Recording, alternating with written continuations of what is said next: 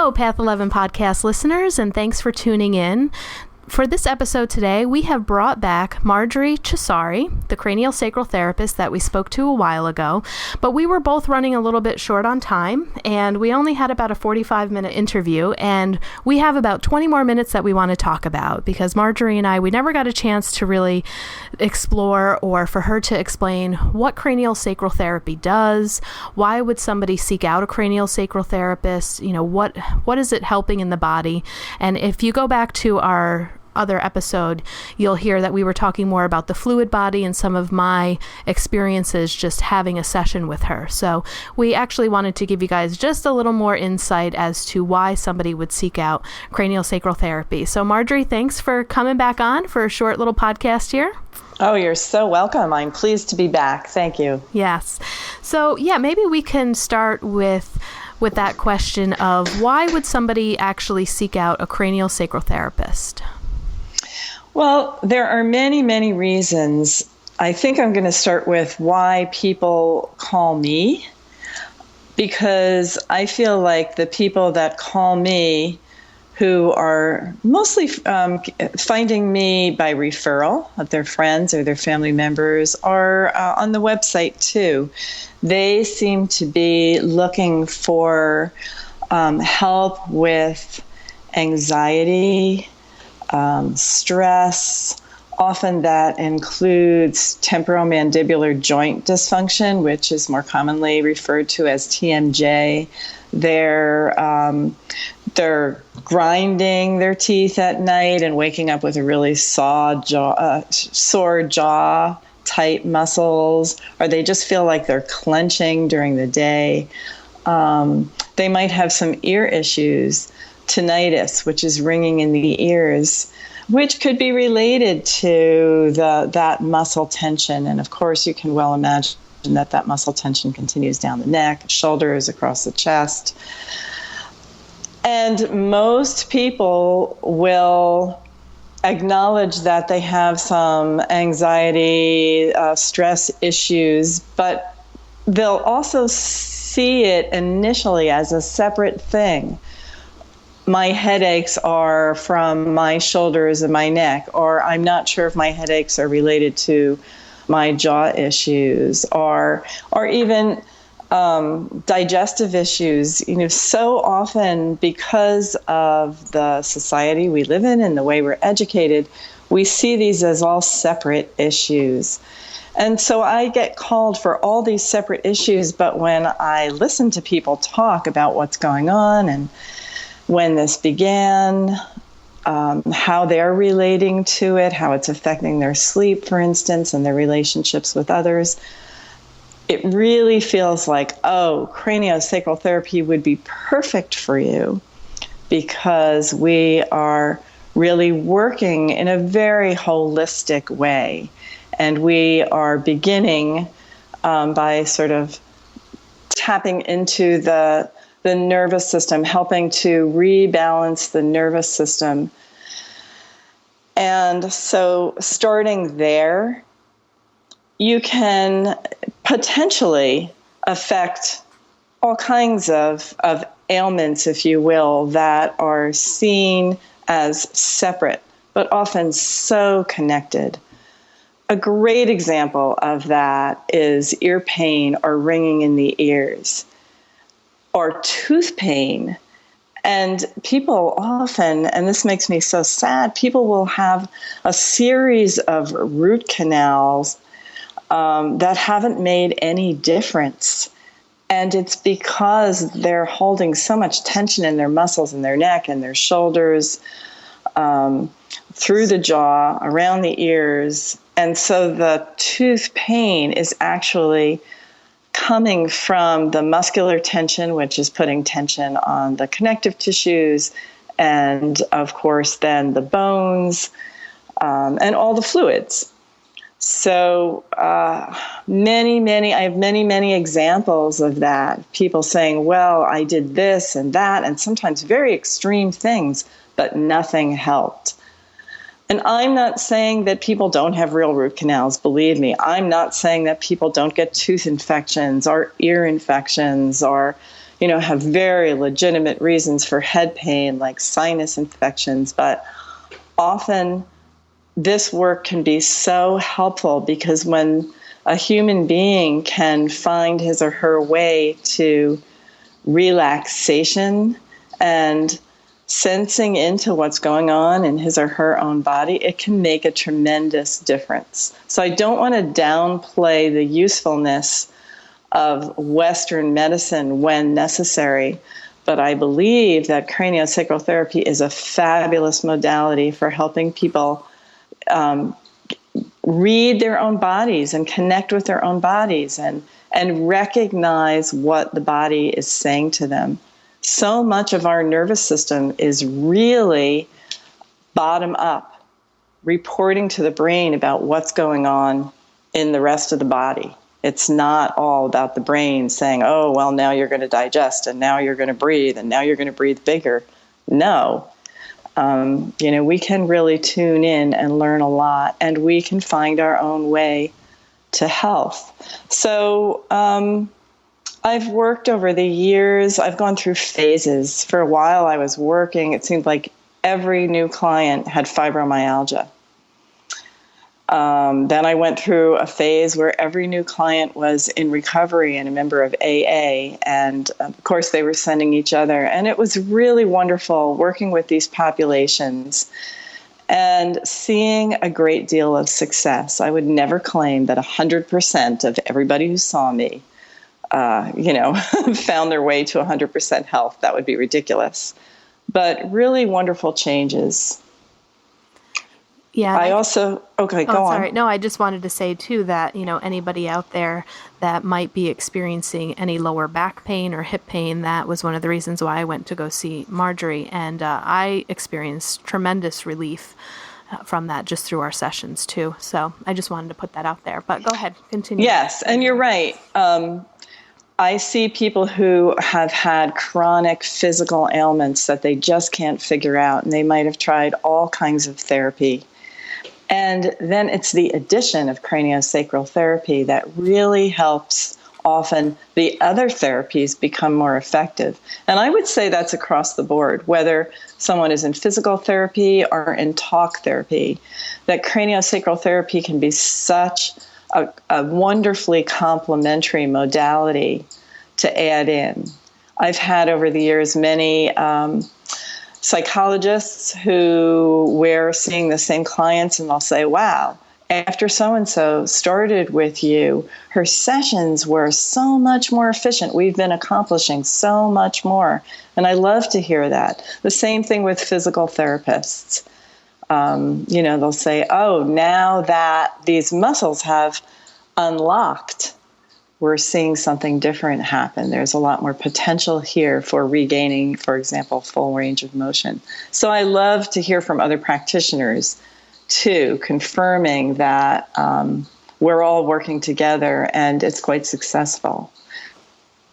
Excellent. And do you want to explain to people what it would be like actually walking into your office and coming in for a craniosacral session? And yes, for craniosacral therapy, it's been quite amazing. I have witnessed differences in focus. I would say that would be the primary report that I get back from teachers, for example. So the teachers will report to the parents will report to me, and they'll see it in the classroom, of course, and also in the children's ability to focus and get their homework done. That has been amazing to me. They tend to really find something in this work that's quite appealing. I think it's probably the slowness of it and the gentleness of it. There's nothing scary at all, they come to find out. So years ago, I had the son of a doctor actually come in, and they saw such a difference in his vision.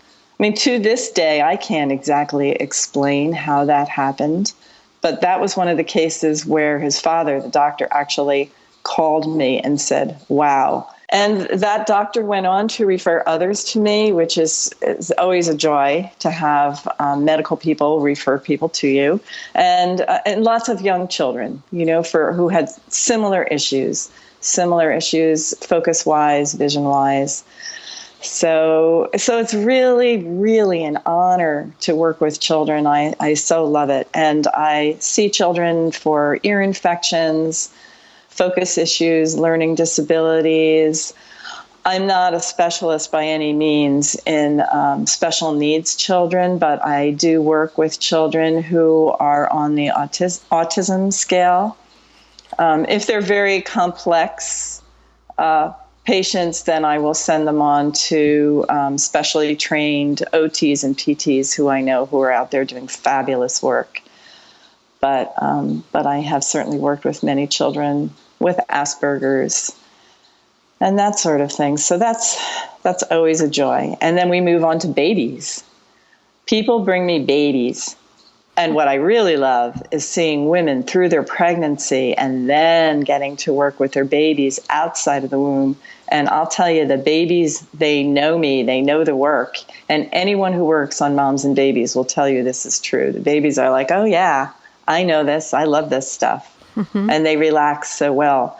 But many times people will bring me babies because they're not nursing well, they're having sleep issues, their little nervous systems might be not as normal as the parents feel they should be. And often, the parents need the time to settle as well and to really get to know their babies in a different way and kind of let their expectations relax. The babies do so beautifully. And I've had so many during the session, they're at the mom's breast, which is an ideal way to work, and they will start nursing in a way that the mom will say, wow, this baby never nursed for this length of time or never was so relaxed nursing before. And those babies do a lot of work during a craniosacral session. You can tell their little systems are really making some lovely changes. And I always tell the parents, don't be surprised if when you get this little guy or this little girl home, he or she really needs to sleep. This is a lot. And so much can happen in a baby session. Just 1 or 2 sessions can make a huge difference. So that's, again, just hearing from the parents about what the changes have made for their little ones and for them it's just so rewarding. So as you can see, I get calls from all different populations and to see all different age groups. And I really do love that. I'm so appreciative of that. That's a really cool story about the babies too. That's neat. And then for people to know, it's like, a session, you come in and you have a massage table, and it's very different than actually massage. Yes. In fact, when people call me and say, I'm calling to make an appointment for a craniosacral massage, then I always, kind of stop them in their tracks and say, well, the first thing you should know is this is nothing like a massage. Yes, you'll be laying on a massage table. But, in fact, one doesn't have to lay on a massage table. Sometimes I'm working with children, who are sort of racing around the room, and we try to find things to occupy them, and I'm on the floor with them, or on the couch with mom and baby, for instance, or little children who are being read to. But an adult will be laying on her back or on her side, or even prone with face in a face cradle like a massage, but stay completely dressed, and the touch is very, very light. So that's what they have in common, is that it involves touch, but it's much lighter. There's no manipulation whatsoever. And for most of us, we're using a massage table. But I have plenty of graduates and colleagues who work, for instance, in nursing homes or with hospice, and they don't have access to a massage table. They might just be, I think I mentioned this last time, doing a whole session just holding a hand. So it's lovely to be able to move around the table and use different contacts but it is actually not imperative. Great. And what's your opinion with people mixing the modalities? Like, if you are a massage therapist and you're doing massage and then maybe at the end, maybe doing some craniosacral therapy, I mean, what are your thoughts on mixing the modalities with other things? Well, I think once the practitioner is fluent in these various modalities, to mix them can be a beautiful thing. I have no problem with that at all.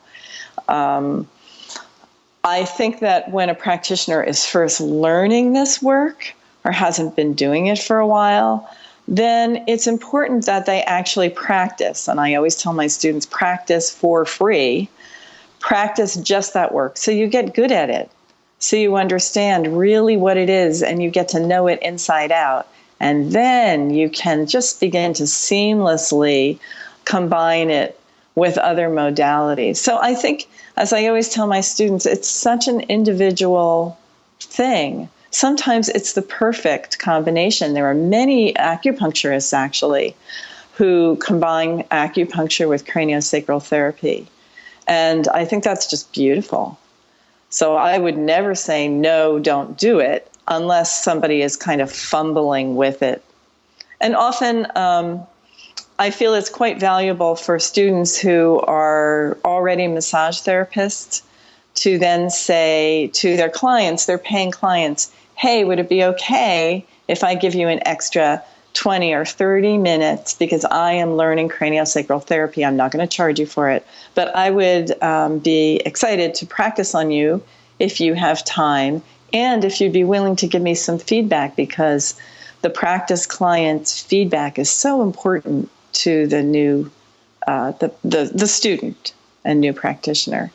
Is that helpful? Yeah, absolutely. And another question to follow up with that is, if people are searching for this type of therapy, how do you know that somebody's legit? What are questions that a person should ask to make sure that the person has proper training? Because I know your training's 3 years long.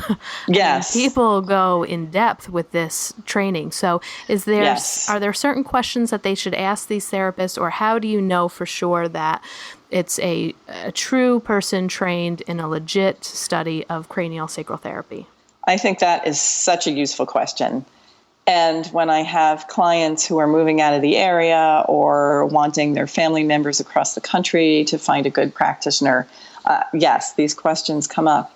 And I think there are several questions that should be asked. One of my favorites is, what percentage of your work is craniosacral therapy? I think that's a great question. Is it 100% or is it 5%? Are you only getting to practice on people once a month? So asking what percentage of your work is craniosacral therapy is so useful. And what was your training? See, a lot of clients don't even understand how to ask that question or understand what kind of training. So I think the number of hours, number of classes that you've had. Yeah, I hate to say it, but, why go to a practitioner who's just had a couple of weekends of classes? That ain't it. You really want somebody who has made the effort. And this is true, I think, for all modalities. The more experience, the more education. And do you continue to educate yourself?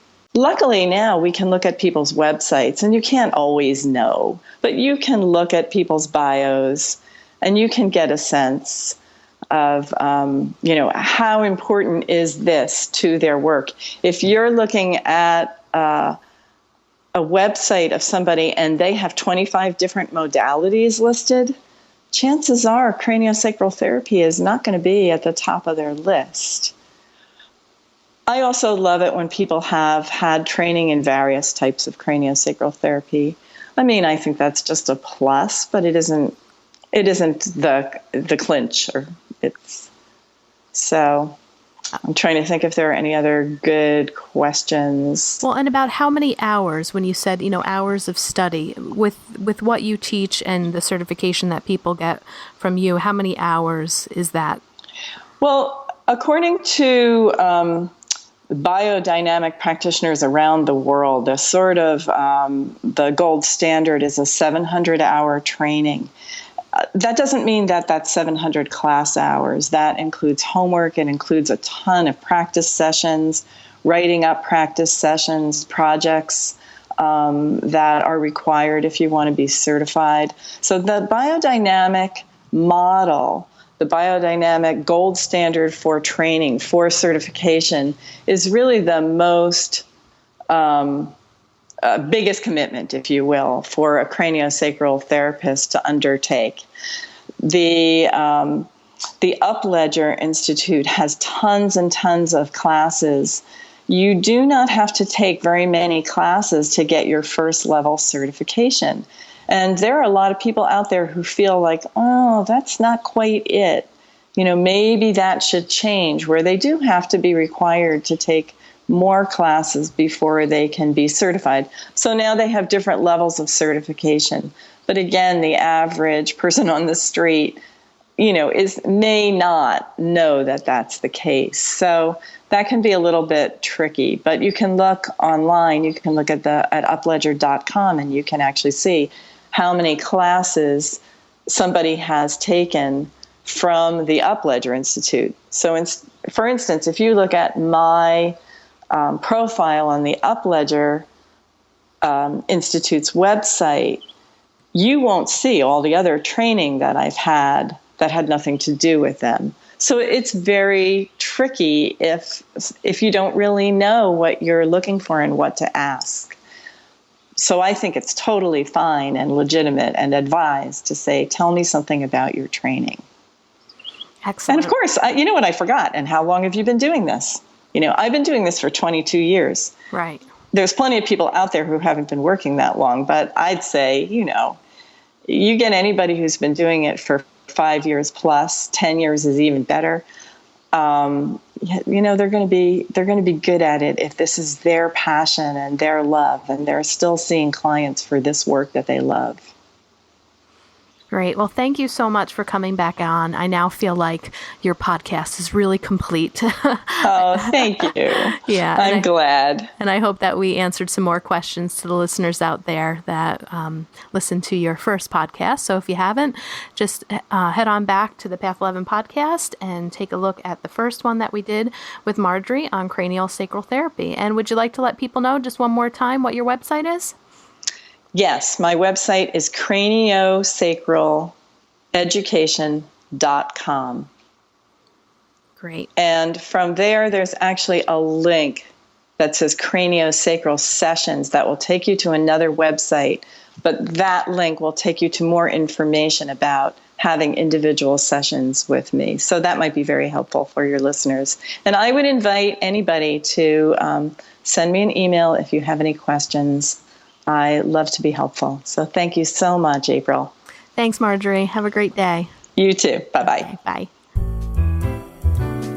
If you'd like more information about our films or to purchase our DVDs, you can head on over to our website at thepathseries.com. They're also available to purchase on amazon.com. Our films are also streaming online at vimeo.com, gaiamtv.com, and iTunes. If you have a show suggestion or would like us to interview someone specifically, please feel free to shoot us an email at info@thepathseries.com or send us a tweet at thepathseries.